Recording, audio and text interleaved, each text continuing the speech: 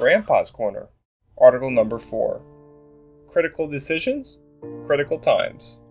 As I mentioned in earlier articles, the first week Ryan was in the trauma center at North Shore University Hospital, only his mother, Karen, his father, Rich, and his sister, Lauren, were allowed in the room with the doctors and staff.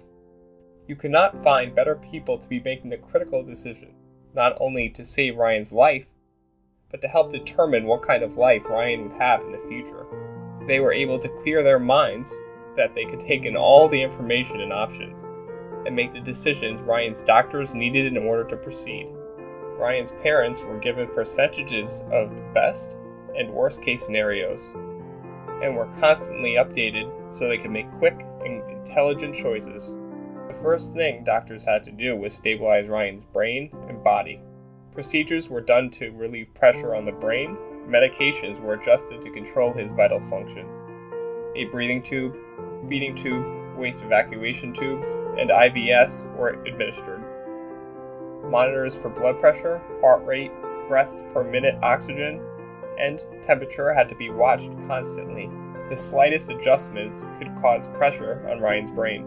It took several days to achieve any kind of stability and balance to the brain. He was still touch and go, but doctors had to start repairing Ryan's broken body. His femur, thigh bone, was shattered, and a metal plate from his hip to his knee had to be surgically installed on the bone of his left leg.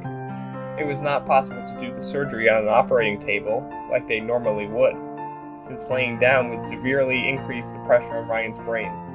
Instead, they had to perform the operation in an almost standing position.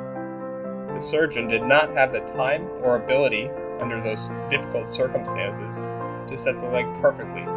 It took 3 more surgeries to accomplish that. Nurses would regularly have to suction the fluid out of Ryan's lungs, and x-rays were taken daily to make sure Ryan wasn't developing pneumonia. Ryan needed additional surgeries, but after the surgery on his leg, he developed an infection that was difficult to get under control. Almost 2 years later, when he went in to have his leg corrected, the infection was discovered hidden under the metal plate. So, at the end of the week, Ryan was in a coma, running a temperature, and everything was still touch and go.